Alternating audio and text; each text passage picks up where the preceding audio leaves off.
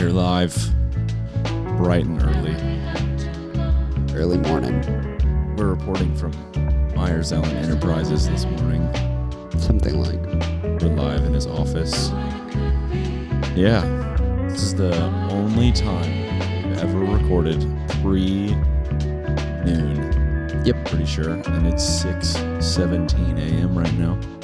Kind of enjoying the morning. Enjoying the morning vibes. Probably the earliest we'll ever record. Hopefully. Maybe we'll make a practice out of this. I don't know. That would be kind of funny. I did think about, in like the hustle grind business culture, if you made a podcast called like 4 a.m., that would kind of be people would probably really like that. For that culture. For those people. For that culture of people, you know? For those people. For them. The other people. Oh, man. We're also kind of testing out these chairs. I've sat in them, but they're mostly decor. You know, I haven't given it a good hour of sit time. Yeah, talk about these chairs, Myres. I feel like they're pretty cool. They are knockoff Barcelona chairs. I think the one that you're sitting in, the guy who I bought them from, said that frame is potentially a real one. Interesting. Okay. But I'm not sure if that's accurate. I was looking for chairs on Facebook Marketplace for this here office you see, and found this one listing in Huntsville for these 2 Barcelona chairs, and I showed you, and you said, well, you have to get that. So I did. I think it was like maybe like $40 a piece. I can't remember. $25 a piece. I think it was $25 a piece. I think I paid $75 and I got 3 frames and 2 sets of cushions. And you have one of the frames. I do. And then I have these other 2. So the guy, he was an architect, and he was trying to restore these to make them look good as new, and kind of gave up on the project. And I haven't fully picked up the project since then, so don't look too closely, because they don't look that great up front, because I think he bought white cushions and then tried to stain them black. So they definitely need probably at least 2 coats of stain. That makes it make so much more sense. But like the gray vibes throughout it, I think the distress look almost adds like a pretty cool element of just like young people seeking to find high-end art. It's super honest. Yeah. You having like a frame that's like one of the frames is, or you having 2 chairs and one of the frames is different, and like all the cushions look a little different too. And shout out that guy in Huntsville who was trying to make it work with his own hands. Yeah. I think speaking of Heath, we were just talking about him. Our last guest on the pod, when you start doing things with your hands, you pretty much 10 times out of 10 times you grow to love it a lot more. So it is kind of fun whenever you get to do it. Similarly to this office. Yeah. Yeah. Well, I was going to say, for those who don't know what Barcelona chairs are, it's like a famous mid-century design from, I think, the 60s. Do you know who the designer is? I don't know. I can't remember off the top of my head. I know I've looked at it before. But if you were to buy these new, they would be like $8,000. So $25 for fake ones. Wow. I still am kind of kicking myself. I'm sure that they're not available anymore, but those speakers that I found, one thing that everyone needs to know about me is that I have been looking for vintage analog, think turntable speakers, for the better part of a year now. And I really, really am getting obsessive over my turntable setup at my house. I think it's the coolest thing ever whenever someone can dial in the way that vinyl sounds, because it's just a frequency, and you're trying to make a frequency sound as clean as possible, which is just so interesting to me. But anyways, I found a pair of Bose 901 speakers in Madison, Mississippi for $175. And for reference, if you were to buy a pair of those like from a guy in like Atlanta or Nashville who knew what they were, they would be selling them for $1,200 for the pair. But they look, I mean, they look quintessentially 70s. Like they look like they probably use them somewhere on set during Anchorman or some movie like that. Yeah. And I saw them and I was like, you know, it's funny how in life, we can talk about this for a while, little Myres business segment this morning. It's funny how in life you constantly have income coming through, and then you valued several different things enough to spend your money on it, as far as like mortgage or rent. That's going to take up the majority of your... Yeah, I value having a roof over my head. Which, I mean, yeah, like surely everyone's biggest expense is going to be their residence. It's pretty much always. But if you really think about it, like I'm almost paying a subscription service for my house, if you think about it in that way. And like I value that. And then I value my gym membership, and I value having Netflix, and I value having a cell phone, and I value, all of these, like money goes, I value having food. So like I budget this amount of money for groceries every month, et cetera, et cetera. But because I value all of these other things, I have these like random passions that almost morph themselves into this thing that I can't have because I never have enough money at the end of the month to get the product that I really want. Because like vintage speakers are so expensive. So it's like super weird how it's turned almost into this like micro obsession for me, because I can't get what I really like. There's always something like right out of budget that I'm like, ooh, I want that. Yep. And I feel like a lot of people have their thing, like whatever that is for you. And a lot of people have that thing. And I think a lot of people don't practice discipline in that, and they just like put it on the credit card and pay it off over time or whatever. That's fair. Which is totally cool if that's you. But that is not a very wise financial decision. Let's just say that Gracie, my wife, who we haven't done a wife bomb in a while, but my wife, is my financial advisor now. Like she took over the money last month. Yeah. And let's just say that's not going to fly at the Gracie Bank. Yeah. Gracie's very anti keep taking on debt or buying things that we don't, quote unquote, need. Even though I know if we had the speakers, she would think that we needed them. I know she would. Mm-hmm. What's your thing, Myres? Obviously cars. I was going to say cars. But is there anything like in the $1,000 or less, like something that you could essentially, like at the end of the month, everybody kind of not everybody. Sometimes you have like, $250 left over at the end of the month or something like that. I feel like that kind of range. Like, do you have a little micro obsession? I guess these chairs, your corner wall unit thing. Yeah, I guess for the past few months, it's been stuff for my office. I bought this little fiddle leaf. Mm-hmm. Claire got me that. Olive tree. Spent a little bit of money on these canvases, and then Claire and I painted them. I have a shelf that I'm intending to build over there that I just keep putting off. Mm-hmm. I sold a keyboard so I could transfer that money into a shelf.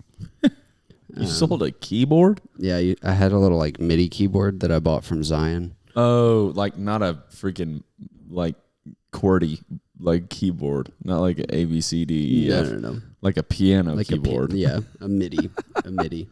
I sold it to Sam. What is a MIDI? Why do you keep saying that word?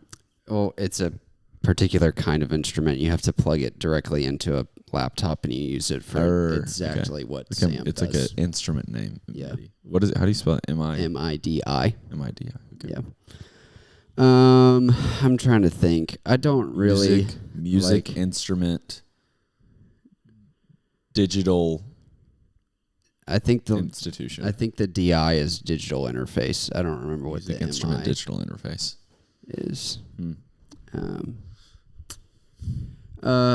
Yeah. I mean, I just think about cars all the time, but that's beyond, just your monthly bills. Yeah, that's something you have to save for a long time. Very long time. Yeah. I'm hoping to get my first toy car next year. I hope that happens, because the very following Word of Mouth podcast, will be electric. Because Yeah. whenever you buy your car, what you also need to do is buy a battery bank generator thing, so we can record a podcast In while my driving car. around in Yeah. it. That would be funny. crazy. I wonder how. Like, I wonder where the power comes from whenever Jerry Seinfeld did the Cars and Coffee. Like, how are they? I guess, like, the camera has a battery in it. Camera has a battery, and But then like- they probably have like little lav things that go to the little pack at Yeah. the hip, kind of like what our pastor uses on a Sunday. Yeah. Like that. That would transmit to the. Okay. Do you think soundboard Do you somewhere. think it's all going to a live recording, like a live board somewhere, or are they taking all of like the recordings and splicing it afterwards? They're probably doing that just because they're on the move. They could have a little like, I don't know if you remember some of the music videos we recorded for Zion. We used those little like Rhodes or whatever, and you can plug a mic into it, and it like records into this thing. Yes. They probably use things like that.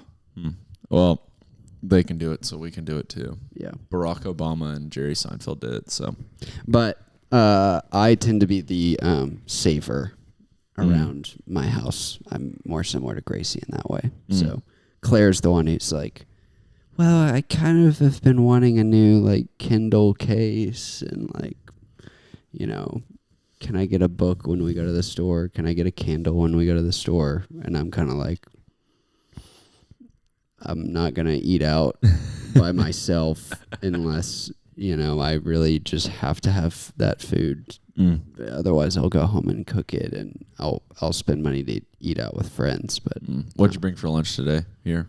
Or did you have time to make lunch today? I'm going back home to make quesadillas. You're going back home? Yeah. Wait, you go home for lunch? Sometimes. Really?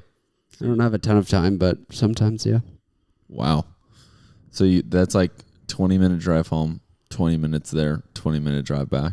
Quesadillas don't take too long to make. That's super fair. Yeah. But that's just so different because whenever I worked here for my brief stint at Peacock Insurance, it was a 5-minute drive to my parents' house. Yeah. And then I would just go there.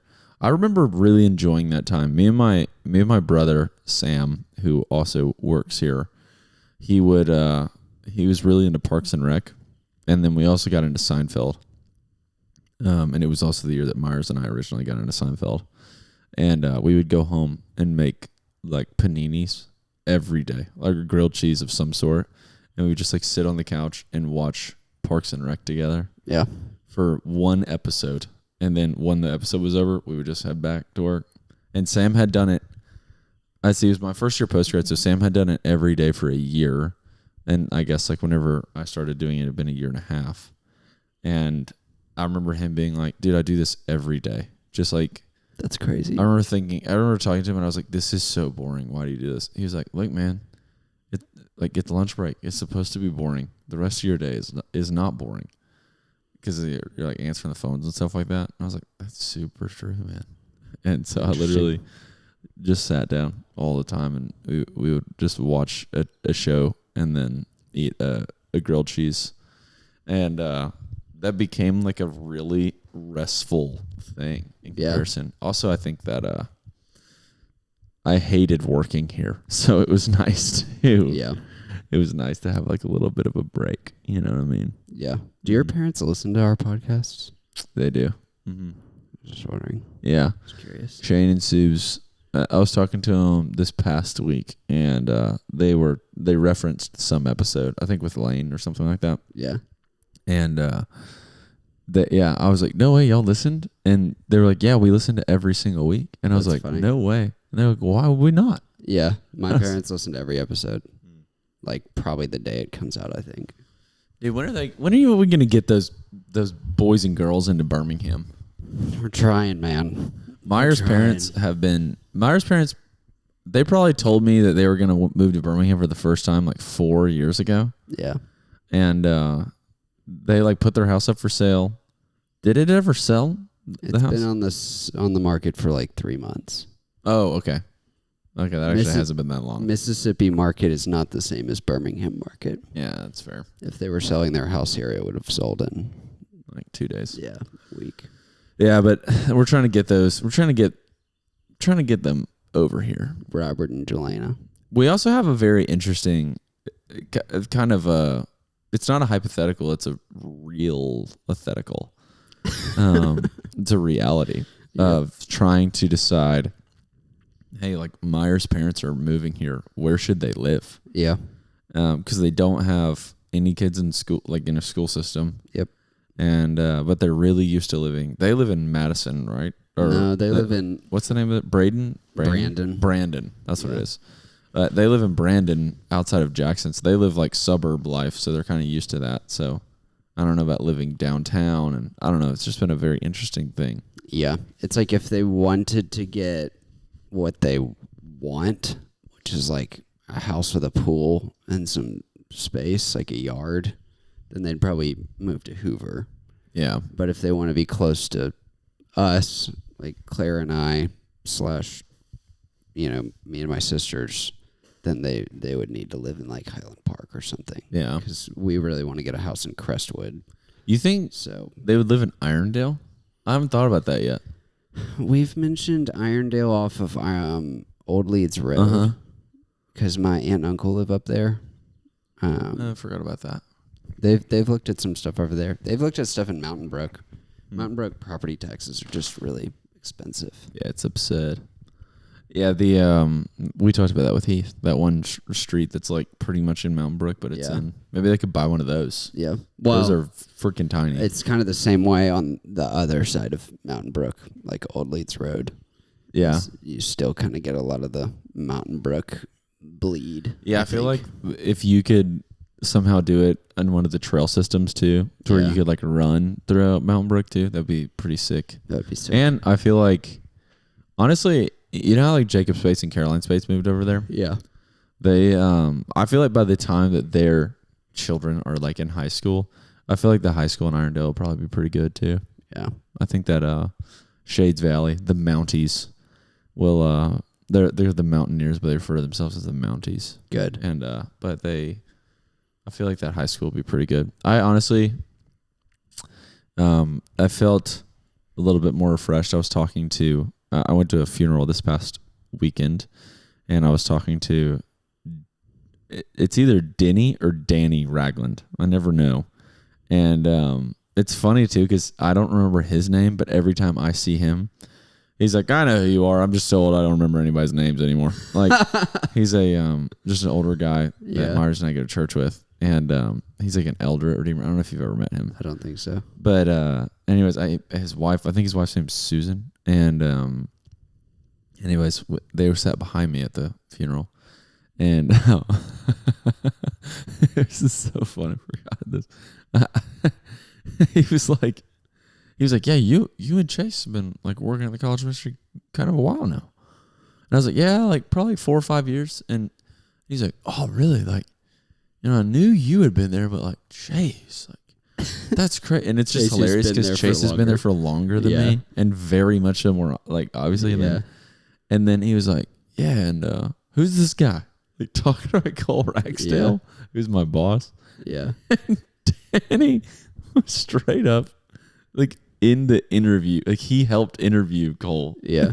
I was like, you helped interview him before this position. It was just really funny. That's funny. But yeah, genuinely, whenever he said he forgets people's names, he was not kidding. Yeah. But anyways, I was talking to him because he grew up right behind Lawson Field, which, do you know where Lawson Field is? Nope. The Lawson Field is in like a really, like you wouldn't ever go there because it's like it's just a really dangerous part of Birmingham. And I can't remember if that area is considered. It's like kind of Woodlawn, kind of Roebuck, kind of East Lake. It's kind of in between it all. I've probably driven past there, I think. You know where the Amazon place is? The Amazon dealership, or not dealership, but the huge Amazon warehouse across from Walmart by my house? Yeah. If you were to go over past the interstate that way, that's like where he grew up at. Yeah. And I was like, oh, like where do y'all live now? And he's like, oh, I live a mile from where I grew up. Wow. So he lived in Eastlake his whole life. Yeah. He went to UAB. He went to UAB when this enrollment was 7,000. Wow. He went in like the 60s. And he said like literally everyone that went to school there worked there. That's crazy. I guess mostly what I wanted to bring this up for was just I wanted to process this whole conversation because I think every time you talk to old people, it's the most fascinating thing in the whole world, learning about everything from a different perspective. Yeah. And, I was asking him, I was like, how did y'all educate your kids? Like, because the school systems, like reading comprehension, it's like 6 out of every 10 kids at the high school at Woodlawn don't know how to read. And by like the time they're in 5th grade or something, it's like a crazy failing school. And, that's the high school that they were zoned for. So I was asking them, and they were part of the group of people that helped, start some sort of thing called Excelsior. It's like a homeschool academy type thing. Yeah. And you're considered by the state a homeschool parent, but they go to school with a bunch of other students throughout the day, like Monday through Thursday or something like that. Yeah. Anyways, but it was just funny. He gave me like a lot of practical advice too, which I appreciated. But at the very end of it, he was just like, yeah, you've got quite a while to worry about that, man. Yeah. And I was like, funny. That's super true. And I feel like Gracie and I talk about it a lot, because I feel like it affects, what kind of houses you buy. And I feel like houses are just so, buying a house just takes so long to figure out, like, how can you do it? What do we need to do to prep for this? But it's funny that whenever you go to actually do the process, I was talking about this with Austin Eck the other day, because him and Lucy just bought a house in Crestwood. And like, when you go to actually buy it, they like put an offer in the first house and got it. And 3 days after they started the process, they like had closed on it, or not closed on a house, but had an offer accepted. And they were like, oh, well, I guess this is like where we're going to live for the next 15 years. So it's just funny how you do so much prepping and planning and saving and talking and whatever, but then you actually go and find your realtor. And like literally the house that Gracie and I bought is the first house we toured. Yeah. And we like put an offer in the same day and got it accepted the next day. And we were like, what? Like, it's super funny. Yeah. So the same thing with the car too. It's like, you do so much prepping and planning and saving, within one day you're going to like go to a lot and you're like, oh, let's look around. And they're going to be like, oh no, like this is yours. Yep. Like, oh, okay. Well, there's all of my money to you now. Sometimes Claire and I talk about when we drive around, I wonder which of these houses we will have one day. Oh, that's super weird to think about. Yeah. Yeah, because like tangibly one of them will be yours. Yeah, it's like we're not buying a new house. So the house that we're going to buy one day exists already. Yeah. Somewhere. We don't know where, but somewhere. I was also talking to Maddie the other day. Hickson, friend of the pod. Maddie Hickson McGever. I still am bad at doing the whole like updating girls' names in my brain whenever they get married. But yeah, Maddie McGever, who was on, she works with me. Anyways. And I was asking him or her and Mitch, if they could, because we were talking, somehow whitewashing homes with beautiful brick came up. I can't remember how. And I was like, okay, well, if you had to do a new build, like you got land, building permit, you were going to build your own house, like what exterior would you choose to build with?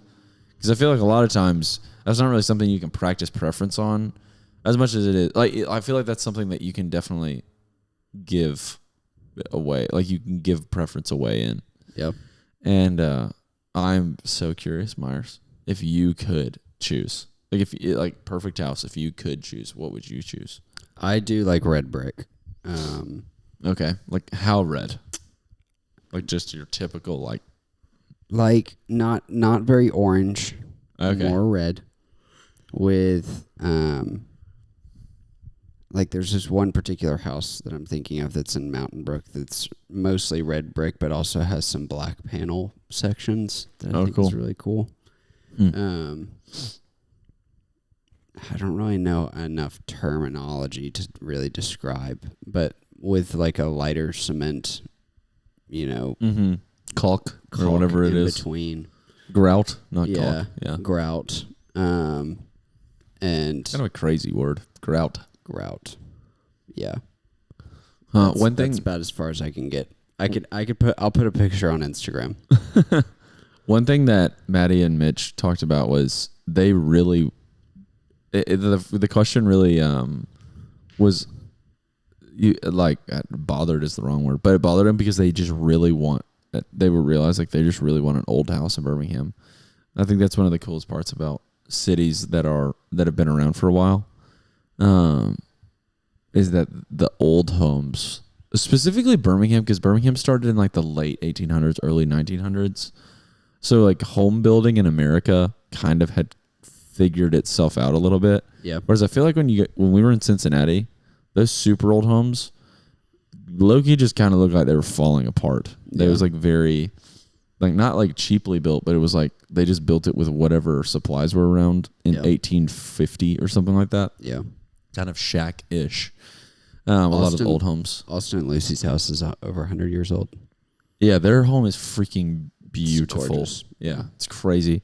They also live in like what would have been a mansion at that point, I feel like. Probably. In 1940 or I guess it was... Be like 1920, I think. 1920. It might have been in the teens. I can't remember when it was built. Yeah. And now it's like probably 25 feet away from a railroad track. Yeah. Which I'm like, how the heck did a family in 1920 that had enough money to build this house let a freaking railroad track be built that close to their house? Yeah, I wonder which one came first. Yeah, maybe the railroad track was there first. I didn't think about that. But or maybe it used to be like a train into town or something like that. Yeah. That would be cool. That would be if cool. there was like a local track right there. Yeah. I bet that for sure was what it was. But anyways, they were talking about how I'm getting to something, I promise. Yeah. But they were talking about how much they love old homes in Birmingham because they all have this like really cool front porch. And I related with them to this, but they could have just said like, oh, you would just do the same thing in a new build. But when people build new houses, I've never seen a new build that includes one of those like bricked in front porches. Like people put like these like they put aesthetic front porches on their houses all the time. But the old school like brick front porch is not something that's really practiced. Even though whenever I drive around Crestwood or Homewood or I don't know, any of the like historic neighborhoods like Highland Park or Forest Park, I'm like, that is the perfect house ever. Whenever it's like a super old one with like the literal like bricked in box on the front of it. Yeah. But I've never thought about doing that on my own house. Yeah. And it's weird because literally also this week I was in Edgewood. I showed some people this house, but there's a house in Edgewood which is like this very condensed like Homewood kind of like rich young family neighborhood. And literally if you looked on Pinterest for modern A-frame home, this home would be like the first picture. It's very, very much so like entry-level modern home vibes. Yeah. The entire front of it is like, I mean, it's super tall and it's completely glass, but it's maybe like 10 feet away from the home beside it. Is that the one by Cole's house? It is, yeah. And I was like, this just doesn't fit here. No. And, you know, in my brain, I feel like I'm like, oh, if I built something, I'd build something like that. Like it's super modern, super cool. Because I've always thought those homes were cool. And I've never once in my life been like, oh, I'm going to build an old house, even though that's probably like is a perfect home. Yeah, I think if you're building a beach house or like a getaway in the woods or a lake house or something, I think that's very conducive to like a cool, modern something or another. But if you're building in a neighborhood, it really sticks out like a sore thumb when you build something super modern. Yeah. And I think that's part of why I really have grown to like the whole cottage look, you know? Sure. Because I think that fits in a lot of different neighborhoods. Could you imagine offensive. Claire's interior design with a cottage? That would be so vibey. Yeah. It'd be a good time. So that's more of our taste now, I think. Alan just got here. I've been wondering this whole time if he was going to show up and say anything to us. Let's see if he says anything. Nothing. He didn't stop by. What time is it? It's 6:45. That's funny. Yeah, Alan is not required to get here until 8, but he gets here at like 6:30, 6:45 every day. 8? Really? I thought it was 7. Oh, wait, yeah, I guess he's got to do half days on Fridays. Yeah. That's true. I forgot about that. Yeah. But no, I think it's interesting. Another thing Mitch said, because there's this house also on Cole Street, in Edgewood, that it's completely black, and it's, I would say, like, frame wise, like the house fits in the neighborhood, but it's matte black. Yeah. And I think it's sick. Yeah. And because I think black houses are beautiful. And it's so interesting. Like in like Canada, Scandinavia type areas, people used to paint their houses black so it can get hotter. But now, like, that vibe is just kind of it was like born out of utility, and now it's just preference or taste or something. But it's really dumb to have a black house in Alabama because it gets so hot in the summer, like the homes do. It costs a lot to air condition them and stuff. So anyways, I understand that it's dumb, but I just think that they look cool. And Cole was like, Mitch was like, yeah, like, I think that house is cool, but it just, like, it doesn't fit in with the neighborhood at all. And I feel like it just comes across really try hard whenever people do that. And I hadn't heard the word try hard in probably a year. Yeah. And I was like, man, that really hit the nail on the head for me. Now, if you're trying to do something that doesn't fit in with the neighborhood, like, it's really, like, it seems like, oh, like, I have better taste than y'all, like, haha, kind of thing. Yeah. Which is funny because the other night when I went to Gladys, the improv group in Birmingham, they literally made fun of Edgewood specifically. Yeah. For being like like this guy. The bit was, this guy went to a pawn shop and he was like, I need something that will make my neighbors hate me. That was like the whole bit. Yeah. And he was just saying, like, literally, I want my neighbors to completely envy me in every way. Yeah. And they were like, the guy was like, oh, I've got it. Went to the back. He was like, you see this? It's a big sphere cement ball. You can put them all align your whole yard with them. Yeah. Nobody is going to ever think about street parking, but they're definitely not going to think about street parking at your house. Yeah. It's just like, it's so funny because literally I've driven by houses and I've seen those, like, cement balls and been like, whoa, like, they're like bougie. Yeah. But it's like, literally, it's just a freaking concrete sphere. Like, concrete ball. It doesn't matter at all. What is your house, Target? Yeah, Bro, for real. were you Oh looking my at Target? gosh. We should go prank them. We should go prank them and spray paint their balls red. That would be funny. Or, like, turn them into eyeballs. Yeah. I guess there's a lot of potential for Halloween. Mm-hmm. Yeah. You could dress up your yard balls. We could turn them into ornaments. Yeah. Oh, Christmas. Speaking of that one house, I kind of forgot. I really have been getting, like, Gracie and I bought our flights for Christmas with her family the other day. So maybe that's why it's been on my mind so much. But I really have been thinking about Christmas a lot. Every single time it turns into fall, I don't anticipate Thanksgiving. I don't anticipate Halloween. I love Thanksgiving. I love Halloween. But I don't really, like, I'm not like, ooh, I can't wait. But I freaking love Christmas. Yeah. So anyways, I was thinking about that house in Vestavia that has, like, it, like, shines the whole freaking movie. They have, like, the projector and stuff. Yep. That's going to be cozy. Yep. A little peppy mokey. Dude, it's October. It's October 1st. That's freaking crazy to me. And once it's October, it might as well just be freaking January 1st already. Right. I feel like the rest of the year is just like, phew. I think it's supposed to actually get cold next week. Are you serious? Claire told me the lows are in the 50s next week. Wow. Hey, you know what that means? It means the clothes you're wearing right now is how everyone's going to be dressed. Yeah. I kind of love dressing like this in the morning. It's, it really is an art form trying to figure out how to dress in Alabama at this time of the year. Yeah. Because it's like when you leave the house in the morning, a short sleeve, you're going to be a little chilly if you wear a short sleeve in the morning. Yep. But then you're going to be really, really hot in the afternoon. Like, I think it's like low of 60, high of 85 today. Yeah. So it's like 60 with the hoodie, good vibe. Yep.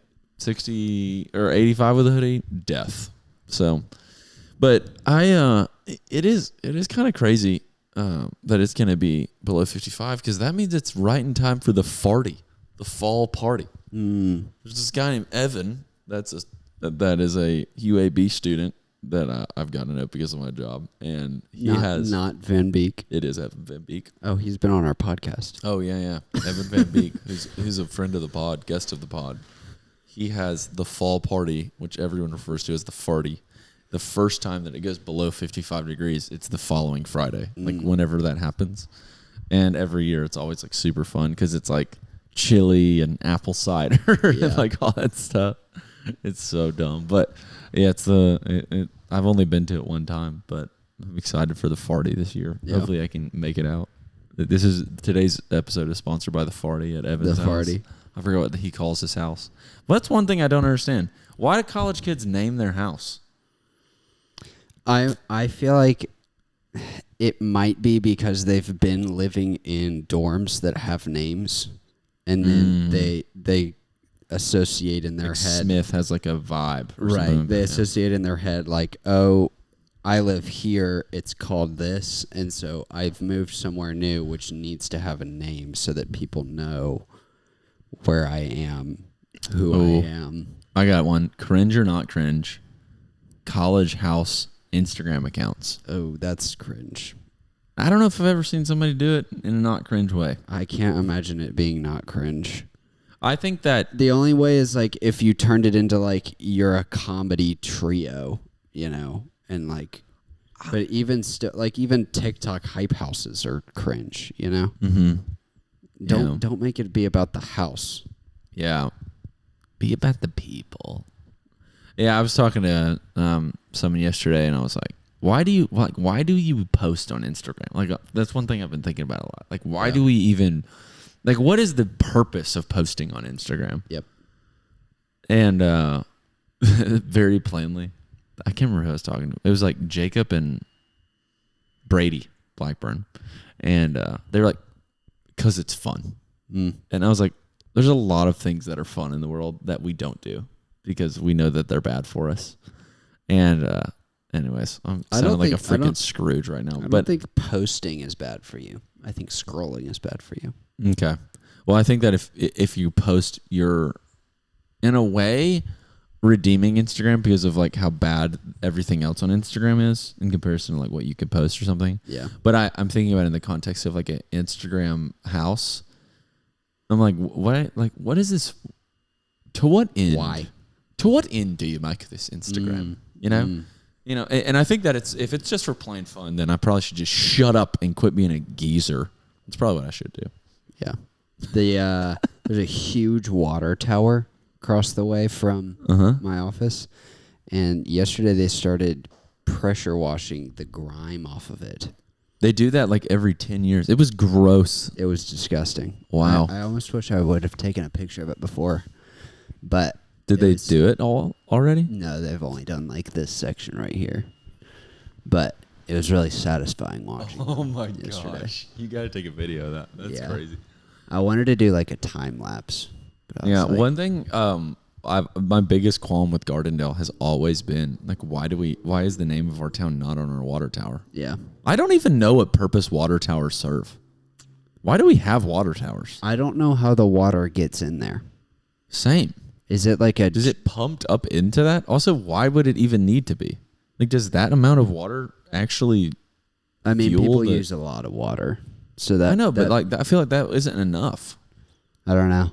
I wonder if it like is a drill or something. Like it's a well, whatever you call it, like a modern day massive well. I wonder if it pulls water out of the ground. If it does, it's got to freaking wring that crap dry. I bet. It is wild to me. It is very wild to me that water towers, that water tower exists. Because I feel like water tower, like if somebody builds a new town, this is a weird question. If somebody builds a new town, do they build a water tower still? I don't know. I mean, different types of towns have different sources of water. Like 280 has that reservoir, the waterworks. Yeah. But I don't think I could tell you a single like water tower in Mountain Brook. No.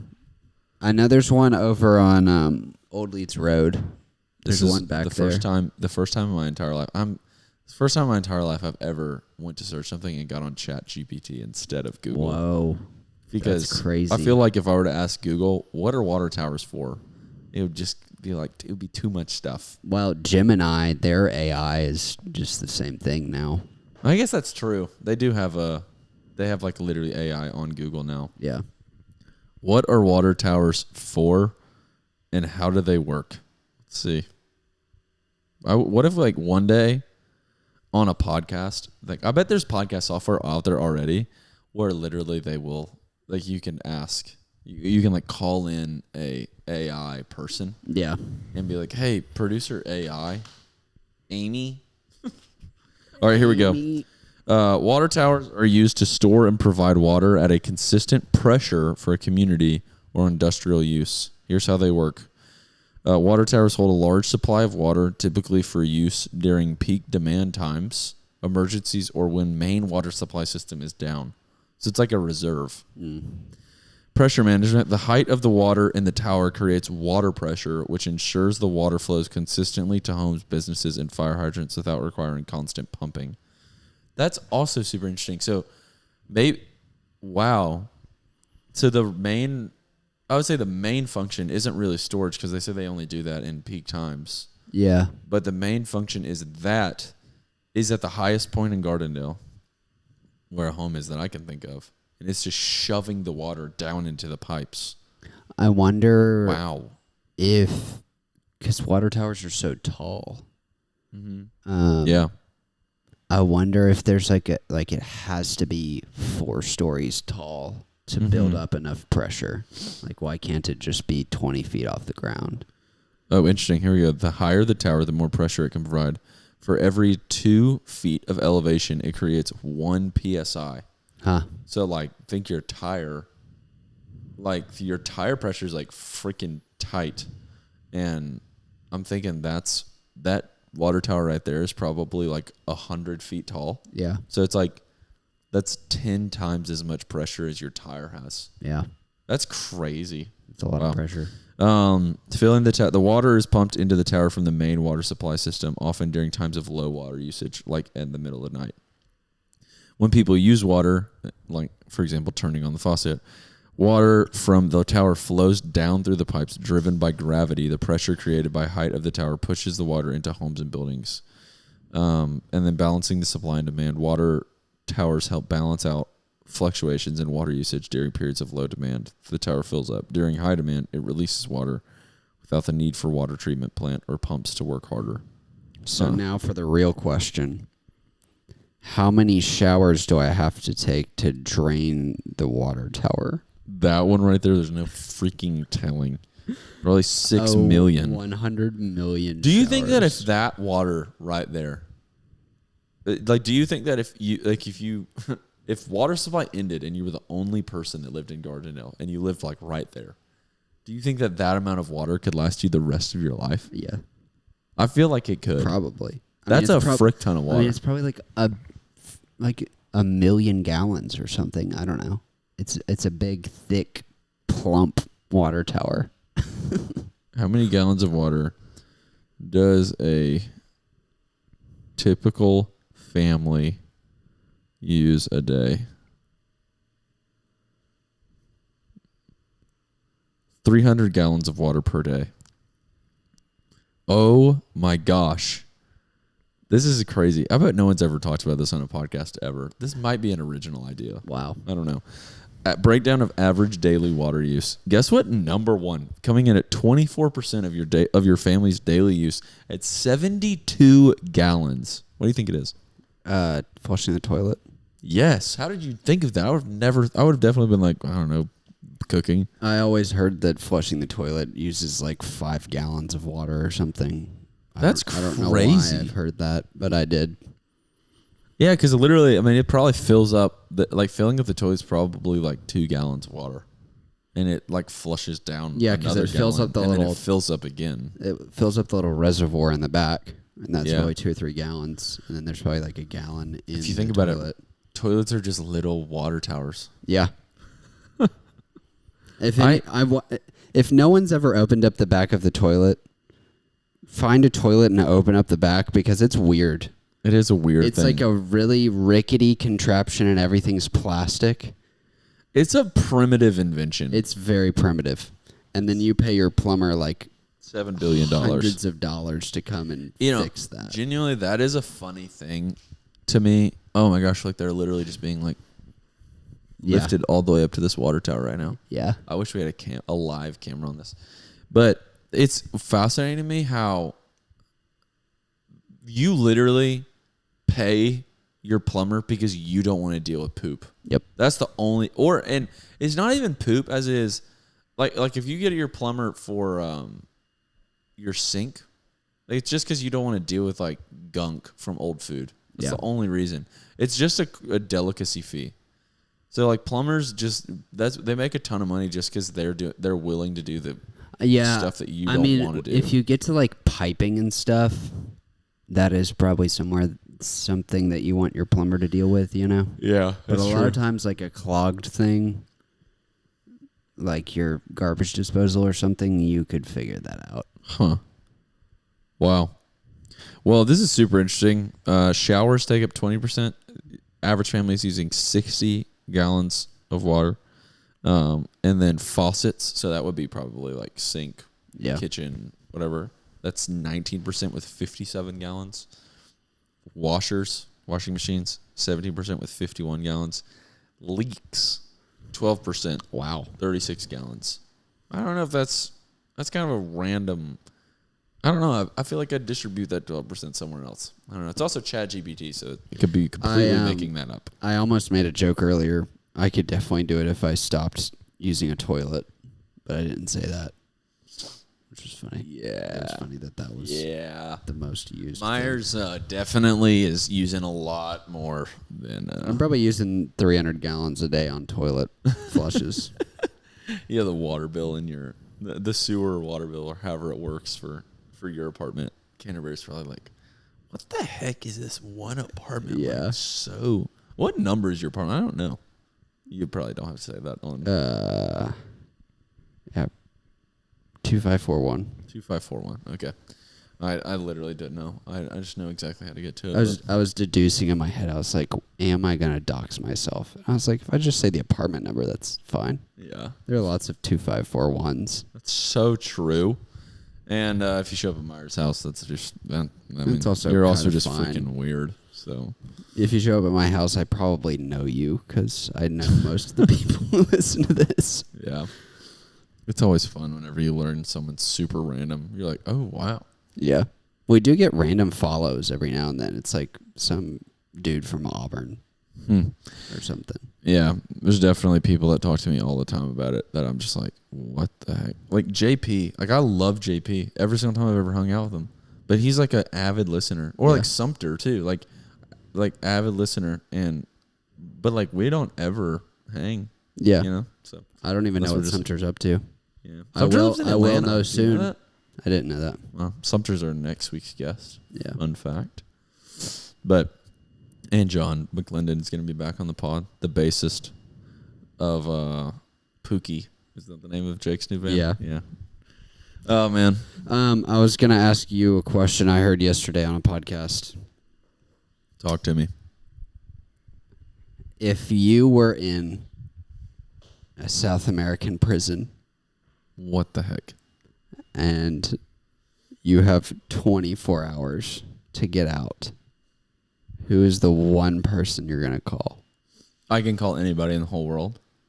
Anyone you know. Oh, anyone you know. A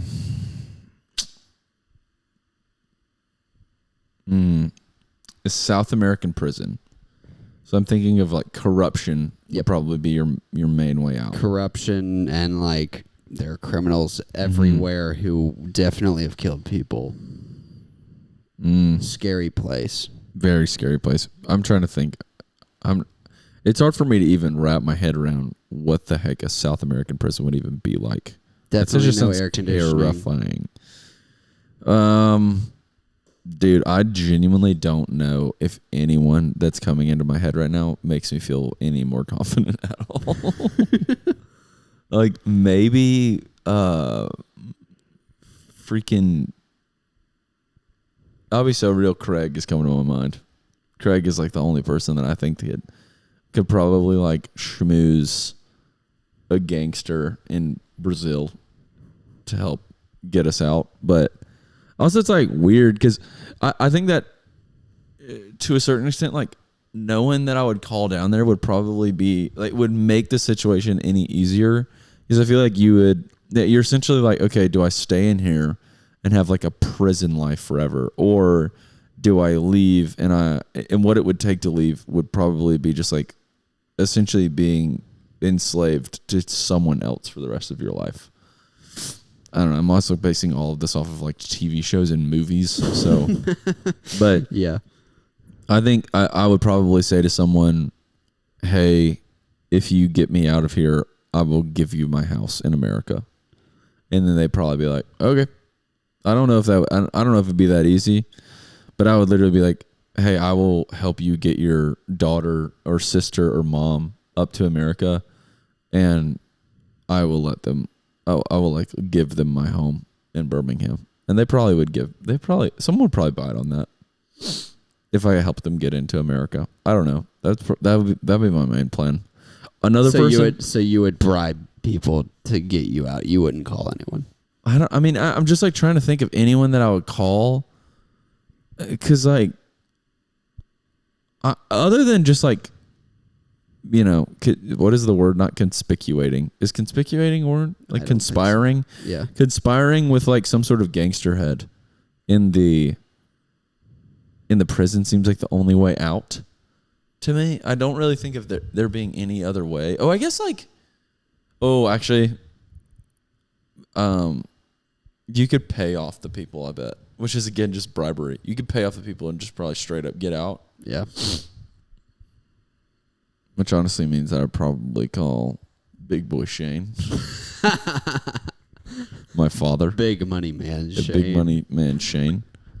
But I don't really know if anyone else who would be like, yeah, what comes to your mind? I don't know. My mom. Your mom. Yeah. Because even if she loves me enough and is hard-headed enough and smart enough that she would figure out a way. And it may not be that she comes to get me. Sure. She's a small woman, but she would find a way to get me out of there. If your mom showed up at a South American prison, things would probably happen that you would really, really, really, really, really, really not appreciate. Yep.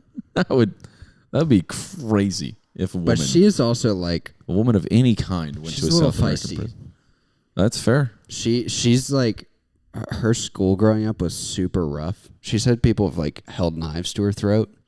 Wow. And she like didn't back down. Hey, she's a good reason to homeschool all your children right there. Yeah, she grew up in Gulfport. Is she from like southern Mississippi? Yeah, Gulfport.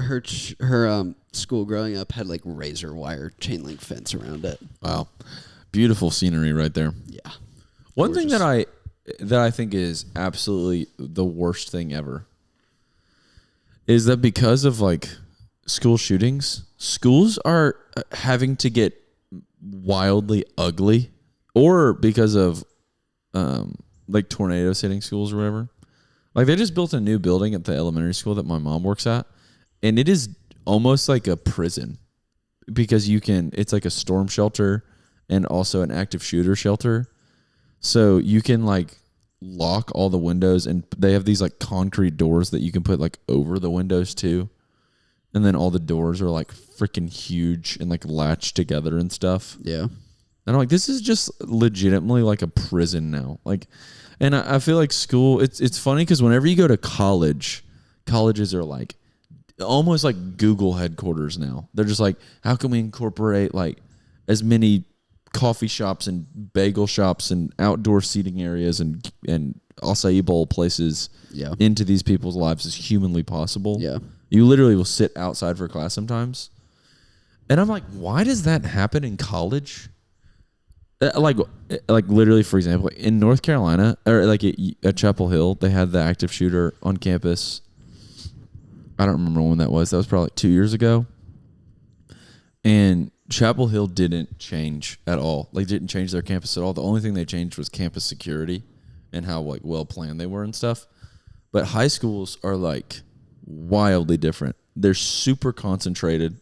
Everything's in one building, and like literally after. I'm trying to think. That's actually super sad. I can't remember what school shooting happened whenever I was in high school. But one of the really bad ones happened. I think it was the one in Sandy Hill. Sandy Hook. Yes, that's what it was. Yeah. Pennsylvania. That's what word I was looking for. And yeah, like it's just crazy to me how my high school didn't get another security guard or something like that when that happened. And then one time, whenever I was in high school, there was a guy who made like a hit list. And were you on it?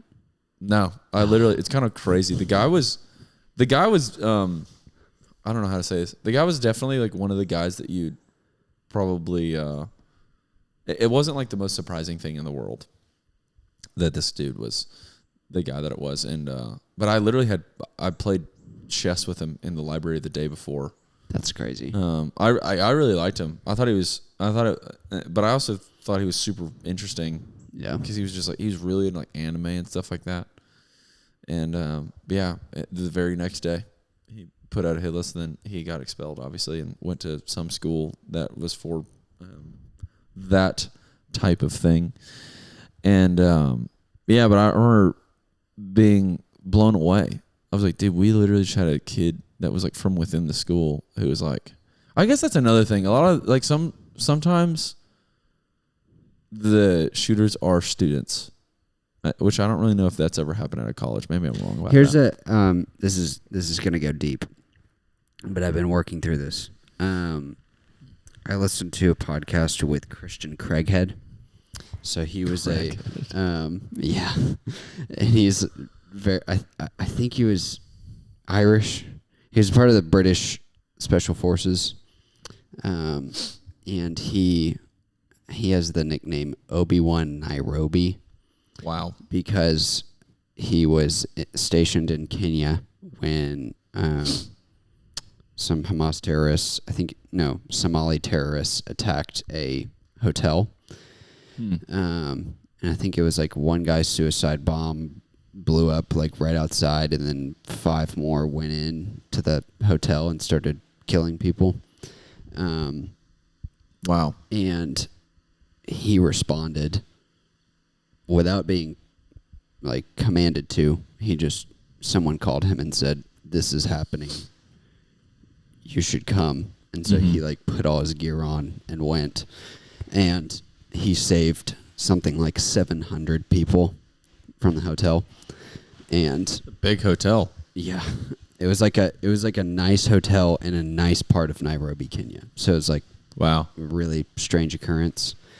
But he went in with like, his full mask and whatever kind of rifle, gun and all the padding things. And armor and stuff. And it was tough because there's a lot of stuff he couldn't really talk about because of secrecy and stuff. Because he wasn't told to go do this, so he's kind of like a little bit in trouble with the government. Yeah. Even though it's like he saved hundreds of people. But from what I've gathered from reading other sources and from what he said, it sounds like he killed maybe 1 or 2 or 3 of the terrorists. And a bunch of other people like joined in with him, security guards and stuff like that, to go save people and stuff. But it was really interesting because I think he's a Catholic.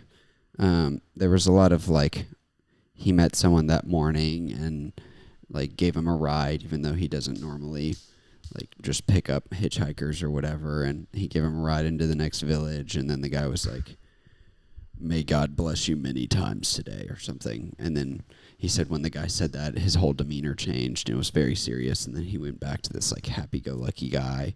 And so he believes that was like literally an angel speaking through someone or something like that. Huh. So there's a lot of like stuff in there that has to do with him having faith in God and stuff like that. And I've been wrestling through like what it means to be a Christian and a soldier, you know? Sure. Like he obviously did the right thing by eliminating the threat. Yeah. Killing these bad guys who were murdering people. Hundreds of people. I think 22 people died and 20-something more people were injured. Wow. But he said, like, he got there, he heard a woman screaming, and then he heard gunshots, and the screaming stopped. So it's like they shot a woman. Like, it was very obvious they were killing people in there. So he had to go in there and stop that. Sure. And that's obviously a good thing, but also, like, killing people is a bad thing. Uh-huh. So I wonder, how do you juxtapose that? Yeah. I mean, the way that I remember being in this like ethics class and hearing my professor, I don't remember his name, but essentially the way he worded it that I always like made it make the most sense to me was the death penalty exists not because you don't love that person, but it's because you love everyone else more. Yeah. And obviously with the death penalty, that logic kind of falls through because you can keep them in, what is it called? Like limited, it's like prison. Yeah, you can keep them in a high security prison thing. Like, and I think with that, in terms of that situation, getting 5 different mass terrorists, because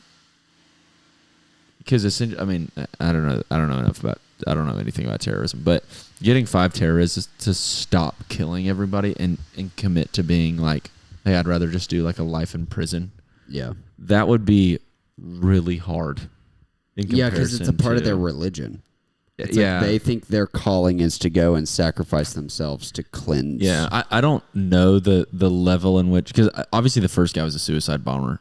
And I imagine that if the first guy was a suicide bomber, then that means the other 5 guys that were also killing people were the same religion. Yeah. Which means that they considered suicide to be their mission while they were there. Which I don't really understand that at all. It's very strange to me that exists in this world, as imagined it is for everyone. But I remember, I remember being in class being like, that is like the most. It's a very simple way of saying it, but I remember being like, this makes so much more sense than it's ever made sense to me. Of like, you don't do it because you don't love them, because you love everybody else more. Yeah. Or you love the other people. Yeah, you don't do it because you don't love them, but you do it because you love everybody else. Yeah. And I don't know. I also think that like, we're getting into some serious ethic here. I don't really know. I do think that murder is bad, but I do think it's justified. Like, nothing about what that guy did is wrong, in my opinion. Yeah. But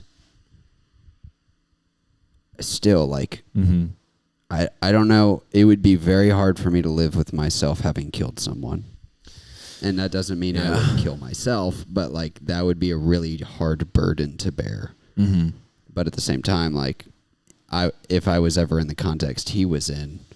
Yeah, dude. Like, it's like, also, like, instinctual, too. Yeah, like, I would bear that burden knowing that I saved innocent people from being murdered, you know? Yeah, it was kind of like that whole scene in Oppenheimer. I mean, yeah, it's like super weird. I don't know.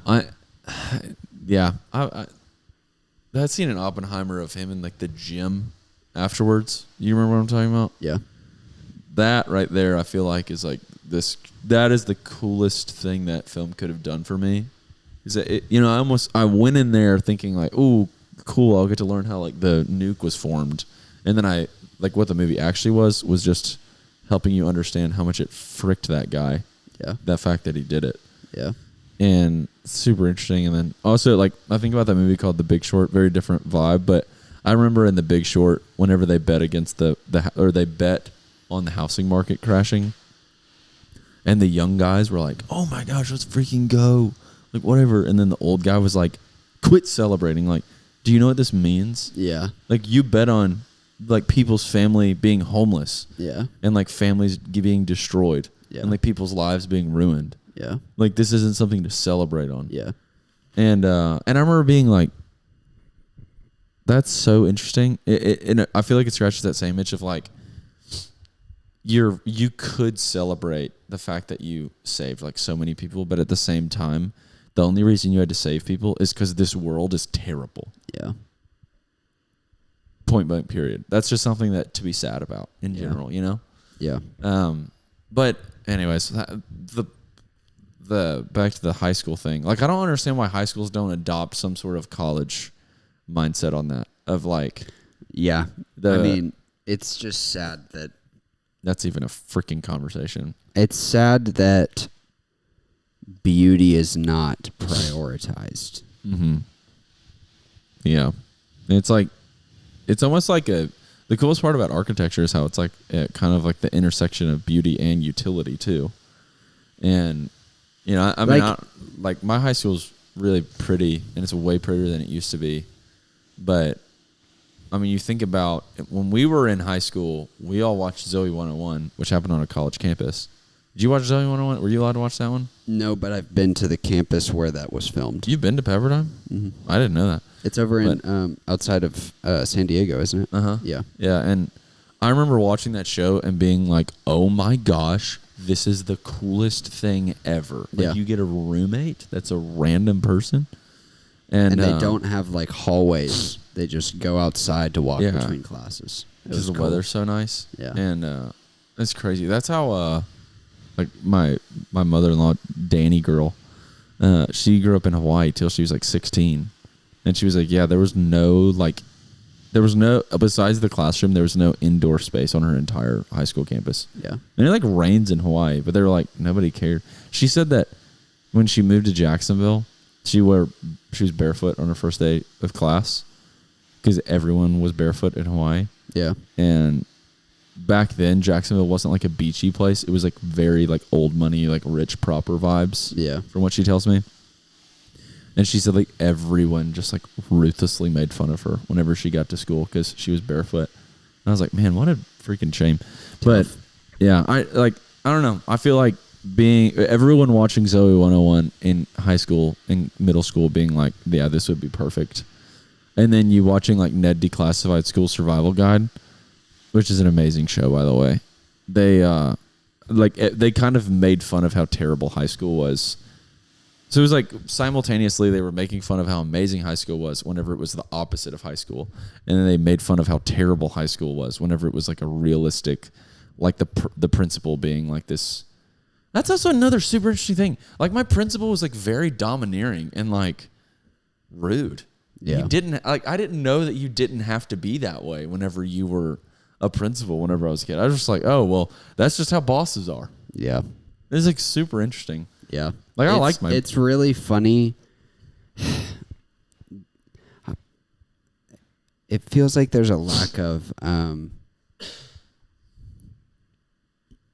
like I don't know how to say this in what will not sound a derogatory way. There's a real lack of creativity in Gardendale / small America. Yeah. Where people think things have to be the way that they are because that's how they are.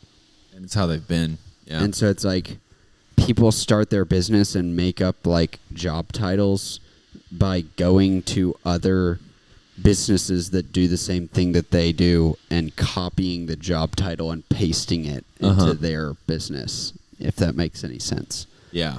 So we work 8 to 5 because that's what everyone else does. Mm-hmm. Instead of saying, what are we trying to achieve? Here's the work that we have to get done. Maybe if we get it done in less time than that, people can just go home. Yeah. For example. Yeah, it demands a different vibe. Maybe school buildings can be extremely safe and also beautiful. Mm-hmm. Maybe. You'd actually have to put a little bit of individualized processing into it instead of Jefferson County outsourcing it to someone in Texas. Yeah. It was funny. There's a high school. This is actually hilarious because Clay Chalkville, the high school that's like 15 minutes or 20 minutes from here. Yeah. There's a Clay Chalkville high school in Florida. And the designs for Clay Chalkville here somehow got like mixed in with that. And in the processing, they made like one of the buildings at Clay Chalkville here an outdoor like Florida high school. Oh, wow. So they have lockers outside there. I think it's Clay Chalkville. Either Clay Chalkville or Pinson Valley, one or the other. And it's like wild.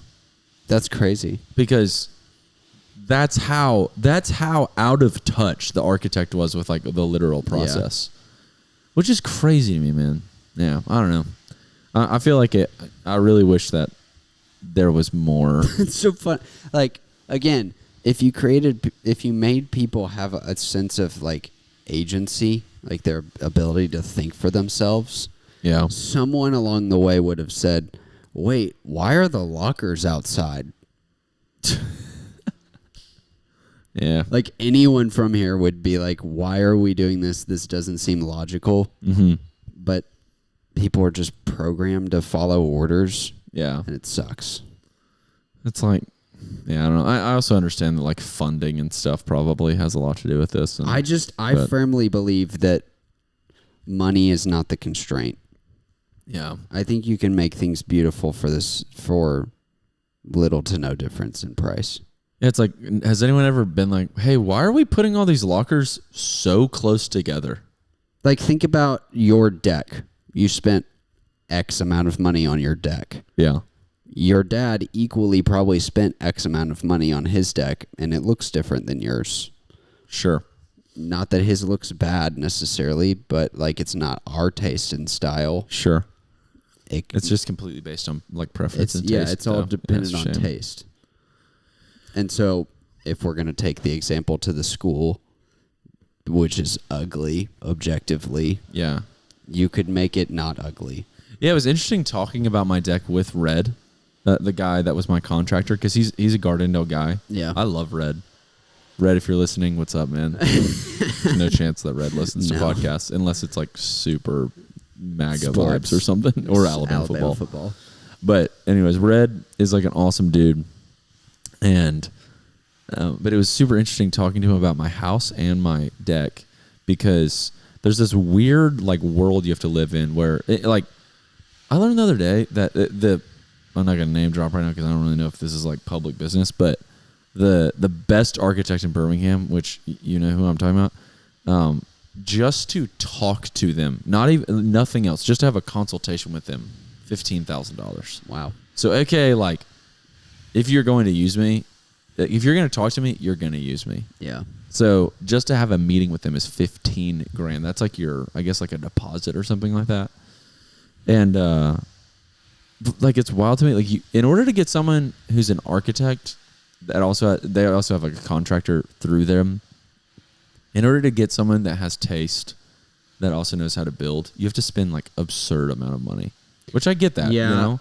But talking to someone who's this weird like duality of you, in order to find a contractor that you can afford, you have to like step by step explain exactly what you want, and you have to be like super rude about it sometimes too. Yeah. And it's always just like it was always like a challenge with Red to try and figure out like, hey, he was like, okay, so like what railings do you want? And I was like, I don't want railings. And he's like, you don't want railings? That's pretty stupid. And I was like, yeah. Like I didn't know what to say in that moment, but I wanted to be like, it's my house, not yours. Like I don't really know what you want me to say right now. I would have been like, why do people put railings up? Yeah. I don't know. Get to the heart of it.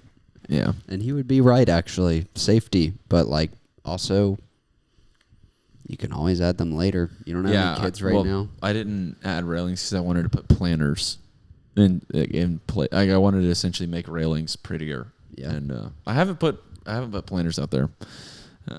But yeah, it is a fascinating like world, the design world, especially when it comes to architecture. The funny thing is, I think that architect charges that price because demand is so high. If he didn't do that, he would have too much. Like there'd be too many people approaching him. Mm-hmm. So he does that because it narrows down the number of customers. He or she. We're not disclosing who this is. That person does that because it narrows down the customer base, Mm-hmm. you know? And it's like only people who are serious and are actually going to follow through are going to spend the 15 grand, or maybe not, but it's worth his time because he gets the 15 grand or whatever. Yeah. Or she. Or she. Whereas like if there were more good architects who were capable and created beautiful things and could deliver a good product, they wouldn't have to charge so much because there'd be some more competition. Yeah, if you're listening to this and you're an architect, or you're an aspiring architect, just know that you probably have a spot in Birmingham, because people are having to put up a $15,000 price tag in order to fend people off.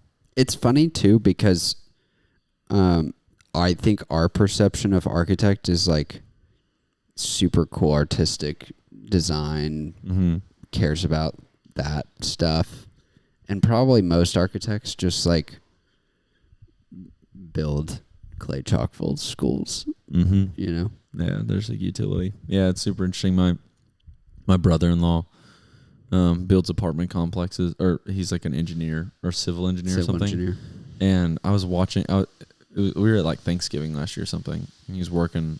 It was the day. It was like the Monday, Tuesday before, Friday after or something. It was like one of those weird Thanksgiving holiday days where some people have to work. And he was like just on. I think he was on CAD. I think that's what it's called, the laptop program. And he was building a pond that was genuinely going to be a pond. But he was like, dude, building ponds in Atlanta is so much easier than building ponds in Austin, because you can move so many cubic tons of dirt without any regulations in Atlanta. But in Austin, you can only move so much. And I was like, that sounds like a video game, what you just said. That's also true. I hadn't thought about how cities frick people over with their stupid regulations. Yeah. I was like, that's crazy. So in Atlanta, they were like, he's building an apartment complex, and he's like, he's going to make a pond. Essentially in Austin, they had to make like fake ponds that were super wide, but very shallow. Yeah. And then in Atlanta, they were like, oh, we're going to make a big pond that also is very deep. Yeah, and the water is going to have to be like, and this is either like live in Austin, have a pond, and then the pond costs $1 billion to keep up because you have to keep recycling the water, else it turns into a yucky marsh. Yeah. Or keep a deep pond in Atlanta where it'll just be a pond. Yeah. Which another thing I was thinking about is like, things. if you move that much dirt, where does the freaking dirt go? Yeah. I don't really know. I'm going to ask Jordan that next time I see him. But anyways, guys, thanks for listening this morning. We kind of just rambled for a while. Yeah. I hope you had a good time. I hope you had if you had a nice little hour, 17-minute long walk or drive, or maybe you got a little while longer on your drive, or maybe you're at work right now. Maybe you're doing a clinical rotation in Gadsden and you have to get up at 4 a.m. to drive so that you can get to Gadsden. Do you know someone who's doing this, or you just saying 5:30 so you can scrub in for surgery at 6? Is that what your wife is doing right now? No, but she will have to do that next year. She got a Gadsden rotation? Gadsden surgery rotation. How in the world does that exist? I don't know. I didn't know people did surgery in Gadsden. Why in the world is she having to go to freaking Gadsden? She might try and switch it, but she got her clinical rotations or whatever yesterday, and that's the worst one. How? Because surgery you have to scrub in at like 6 a.m. And Gadsden's like an hour away. And Gadsden's like an hour away. So she's going to have to get up at like 4. Is it an all-day thing, too? Or is it just the morning? Or that's crazy. Yeah, well, high key, or like very cold take, clinical rotations in the entire medical education world needs a wild reform. Or else our doctors are going to be like, I think that's inhumane jerks forever. I think that's the least of our problems with the medical system, but that's a talk for another day. Yeah, guys, if you look up Cali Means. Listen to that guy talk. Yeah.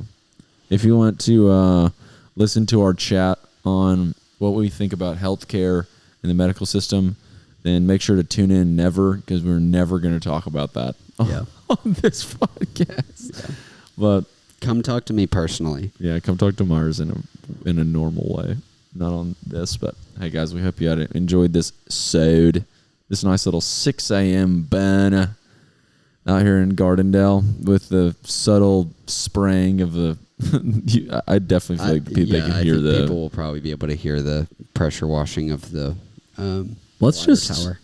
let's just say that the water pressure has to be pretty freaking insane for this what they have going right now, because the water pressure pressure washer machine is on the ground, and then they have a tube that's like, no joke, I don't even know how tall that is. They have a 80-foot tall tube keeping the water pressure going all the way up to the water tower. That's actually a nuts machine. Yeah. So it's super loud. Anyways, I hope that was like kind of some nice little soothing background noise. Thanks so much for listening, guys. We love you. Cheerio then. Bye. Welcome to the secret segment of the podcast where we talk about secret things.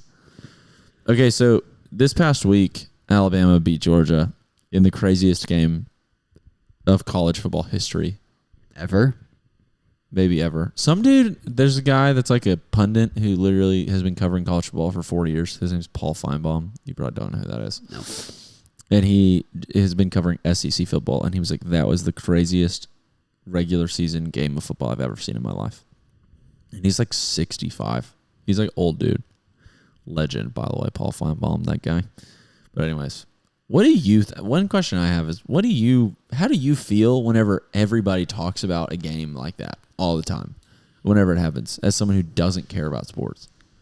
If I'm in a social context, I will leave the conversation and go try and find someone else to talk to. Even if it's someone I don't know, I'll introduce myself. I try and find the person who's doesn't care. I think that's why I was friends with girls so much in high school. Huh. Because girls don't care. So I would go talk to them about other things. Yeah, fair. But sometimes I'm hanging out with my friends and we're on vacation and it's the weekend and we're at the beach house and everybody's... You're on hour 12 of watching college football. Everybody's watching college football and has been talking about it for the last 24 hours. Why do you think you don't like football?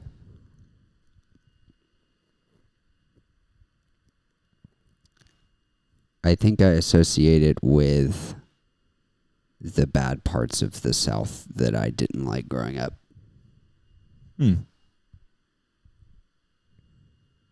Just like redneck culture and stuff, like kind of like why I don't like NASCAR. Yeah, that also like the people I was friends with in high school. You know how people in high school are selfish and leave out people because they're immature and whatever. Mm-hmm. The people who were like not nice to me or left me out in high school left me out because I didn't watch football. So there's probably some element of like bitterness, maybe. I don't feel like I don't really care that they did that. I had different interests. You can't understand an individual outside of their childhood experience. Yeah, but It's I've just never cared for it.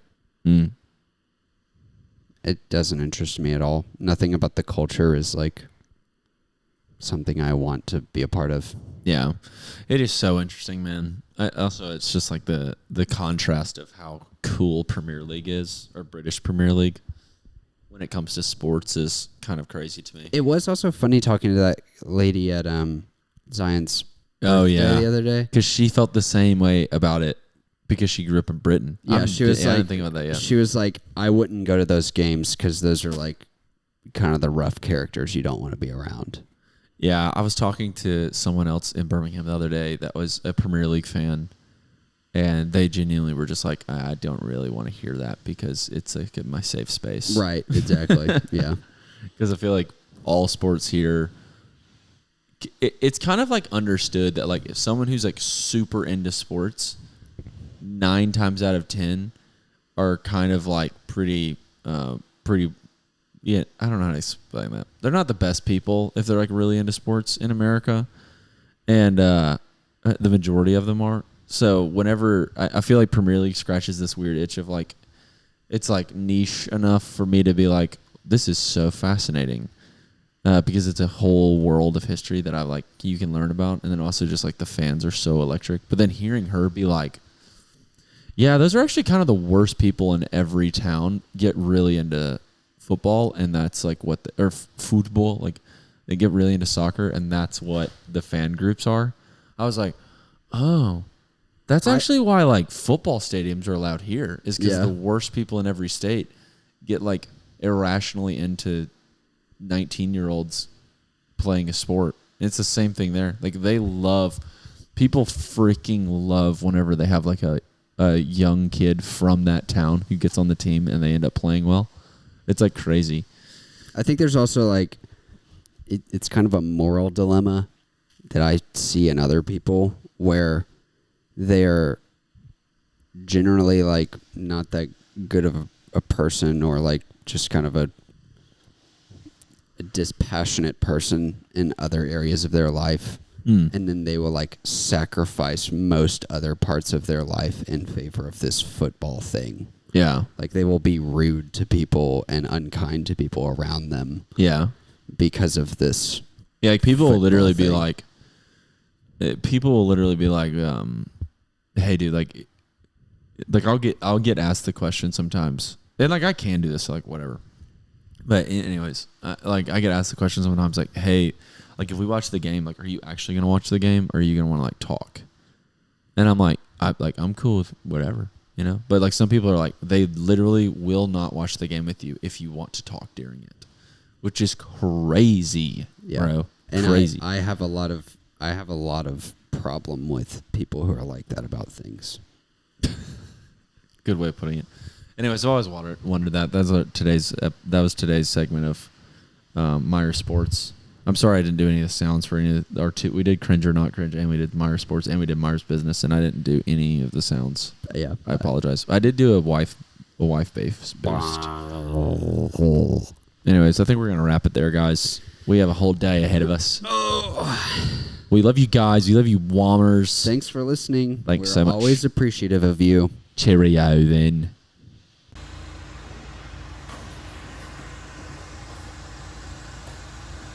I bet.